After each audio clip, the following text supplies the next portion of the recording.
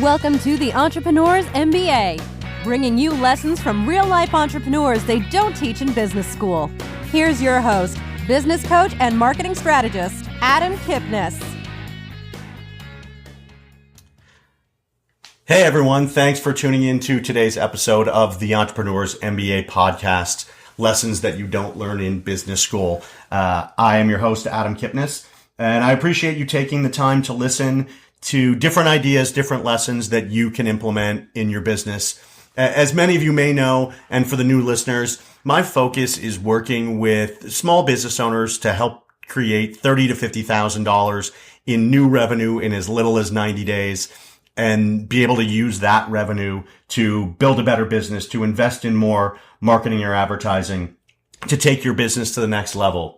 And as a thank you for everyone listening, and for those of you who want to learn step by step my process on finding that new revenue in 60 to 90 days, please download my book, free book from adam.com. It's my gift to you for listening.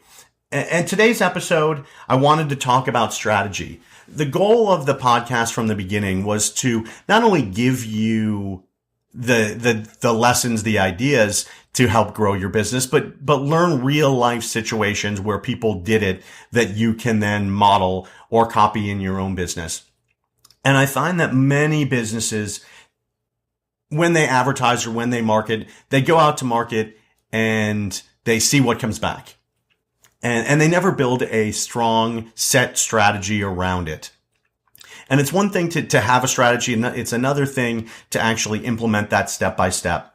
So I wanted to take that strategy conversation and give you an example of a client of mine and what we did with them in order to build their business. At the time I started working with Bob and Jenny, they had about $80,000 in revenue.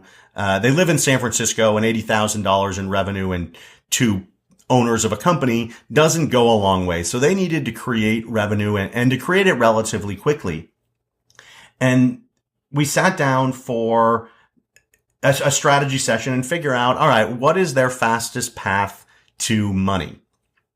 And they made the decision that they wanted to work with third parties, referral partners, JV partners, or centers of influence, people they knew that could refer them business. So they didn't have to spend a lot of money on advertising, and they could actually start getting referrals or introductions right away. They didn't have to wait for the business cycle to happen. And so what we did is we said, all right, you want to do a centers of influence marketing based strategy. Who are your centers of influence?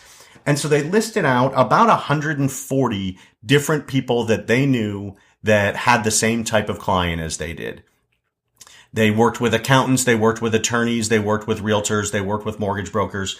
And so they listed out their 140, and then we broke them down into three categories, A, B, and C. So a week later, we came back together and they had their A, B, and C clients. And so I told them, all right, take those B and C clients and get them off your list, move them somewhere else, get them out of your mind. You're not going to be working with them.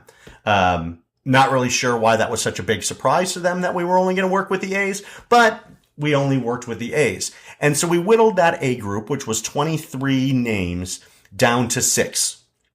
And then we built a specific strategy around each of those 6. 2 were financial advisors, 2 were accountants, 1 was a realtor, and 1 was an attorney. And we worked with them through a specific process. First, we identified in those 6, do we like those people? Like, do we just like being around them? And do they like us? That's obviously a very important portion of it. And then the second step was to say, all right, do these folks have the same type of clients as we would be working with? It's one thing if we like them and they can refer business to us, but are they going to refer the ideal client to us? And so they identified that, yes, these people were people that they wanted to do business with, and they were people that really fit the same demographic, the same type of client persona that Bob and Jenny had. And then the third step was to say, all right, now that we know we want to work together, now we know we have the same type of people, it's important for you as the center of influence, as the referral partner, to know exactly what life is like in the office of Bob and Jenny.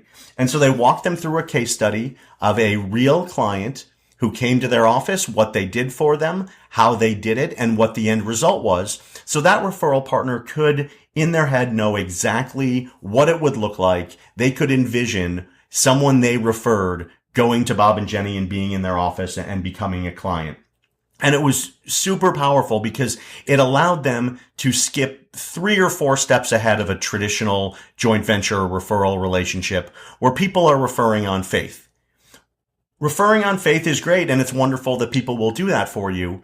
But if they know exactly what it looks like to be your client, they're so much more likely to remember it and so much more likely to have comfort in referring to you.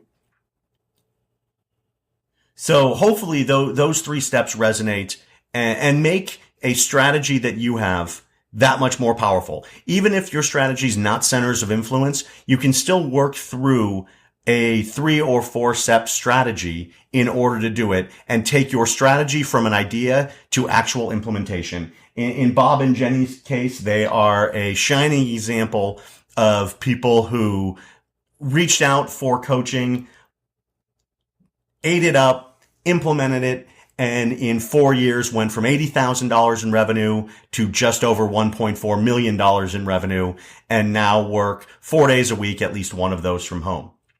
So hopefully this is helpful. Hopefully it jogs some ideas and some thoughts inside your head of what you can do with your strategy in order to start driving business quickly and effectively through your chosen marketing strategy.